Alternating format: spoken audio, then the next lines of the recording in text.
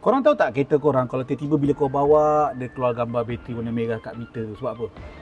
Kemungkinan besar kau punya alternator tu ada masalah. Okey. So, apa kau kena buat? Kalau kau tanya aku, better kau slow berhenti kereta kau, panggil towing, cangkuk, hantar pergi bengkel. Sebab apa aku cakap itu? Sebab bila kau continue jalan, apa yang akan jadi? Kereta korang akan consume power daripada bateri kereta korang tu sendiri. Faham tak? So, bateri korang tu kalau habis, kereta kau pun totally dead. Kenapa boleh jadi tu? First kali mungkin pasal dah lama. Okay. So bila lama-lama alternator ni boleh rosak. Satu.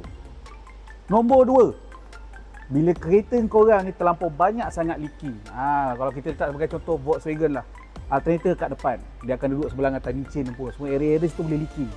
So bila leaking, minyak kau masuk dalam alternator tu, lama-lama dia akan rosakkan alternator kau. Sebab tu aku cakap bila leaking, settlekan cepat. Ini kadang-kadang boleh jadi, kadang-kadang tak jadi. Cuci enjin. Ini aku pakai paling seram benda ni. Sebab bila kadang-kadang kau cuci enjin kau tu kan serat. Lepas tu kering tak betul ke apa kita pun tak tahu. Dia short kat dalam jahanam alternator korang. Dekat luar sana ada macam-macam pattern.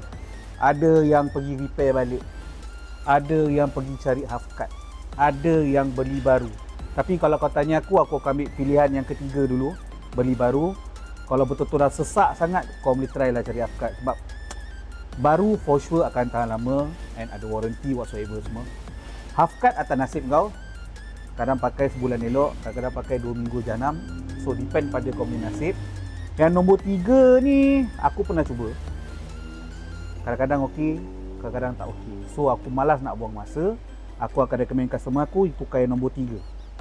Baru terus. Tapi jangan korang main sebat semacam je. Bila keluar gambar bateri tu bukan tentu lagi alternator kau. Kadang-kadang mungkin kau punya belting dah putus ataupun kepala bateri kau dah longgar. Okey, jangan kau nak main chop sama rata je semua. Alternator. Janganlah, check dulu. Kalau korang macam biasalah ada masalah kereta konti ni, kalau datang je kat mana Vox Panic Garage. Tak payah aku cakap banyak kali. Vox Panic Garage Sesi 16 Alam. Kau tak tahu datang kat bawah, kau tekan je link tu. Okey, aku dah cakap penat-penat ni. Kau jangan lupa like, komen, follow and share. Tekan button save sekali. Ingat nak pergi laju. Maintenance kena padu. Ciao.